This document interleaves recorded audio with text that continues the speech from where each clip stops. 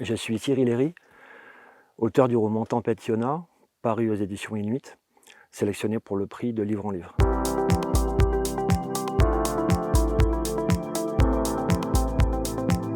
Là, nous nous trouvons sur les contreforts du plateau des Mille Vaches, en Haute-Vienne, sur la commune de La Croisille-sur-Brillance où je vis.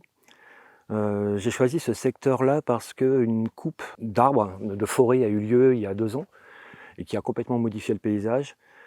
Parce que si les coupes d'arbres ont des défauts, à savoir détruire les arbres, elles ont aussi des qualités, c'est qu'elles ouvrent des panoramas dans le paysage qu'on n'avait pas auparavant.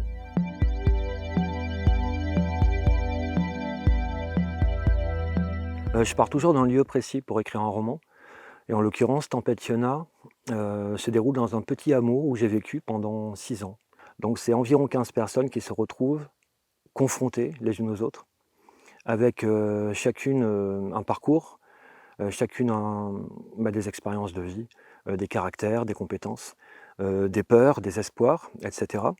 Et elles se retrouvent donc toutes contraintes de vivre ensemble et de se débrouiller pour aller chercher de l'eau potable, parce que l'eau qui coule à la suite de la tempête, elle est marron, on n'a plus d'électricité, il faut faire des provisions, il faut voir ce qu'il nous reste.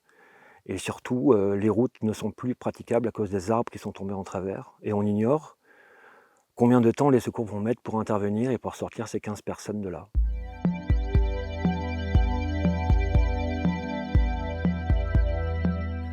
Quand j'écris un roman, à tout instant, je tourne un film. C'est-à-dire que j'ai l'image en tête, j'ai même les mouvements de caméra parce que c'est instinctif, c'est comme ça. Ce qui explique que souvent mes scènes sont très descriptives. Il y a des lecteurs qui aiment beaucoup ça, d'autres qui aiment un petit peu moins la richesse des descriptions, les détails. Moi j'y tiens. Je tiens aux, je tiens aux couleurs, je tiens aux lumières et aux objets qui entourent un personnage, qui meublent une scène, et je tiens au décor surtout.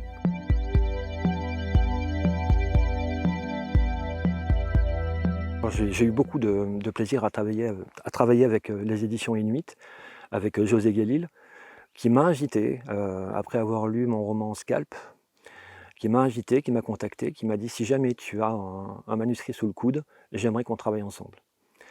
Et j'en avais un sous le coude, il s'est trouvé que c'était Tempête Yona, qui n'était pas complètement terminé, qui n'était pas défriché, pas dégraissé. José l'a lu, elle l'a apprécié, et on a travaillé ensemble sur le corps du texte tel qu'il était à ce moment-là.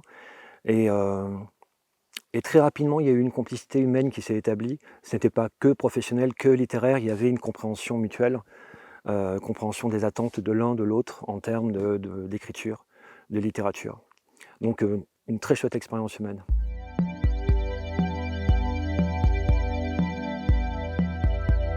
Moi, pour avoir travaillé avec des lycéens en atelier d'écriture déjà, la première chose que je leur dis, c'est que je m'appelle Cyril et qu'ils peuvent me tutoyer, que je ne suis pas un professeur, mais qu'ils peuvent aussi m'appeler monsieur et me vouvoyer, c'est comme ils veulent. Simplement, je suis à leur hauteur tout de suite avec eux, et c'est une chose à laquelle je tiens. Et les jeunes, je les invite tout de suite à me considérer comme un être humain, comme eux, et simplement qui a choisi d'écrire des livres. Moi, les jeunes, j'ai plein de choses à leur donner, et c'est pour ça aussi que j'écris des livres. Je suis ravi d'être lu par des lycéens d'ailleurs, parce que même si je n'ai pas écrit un roman pour adolescents, j'ai écrit un roman tout court, qui s'adresse autant aux adultes qu'aux jeunes. Je suis ravi qu'une grande partie du jury cette année se compose de lycéens.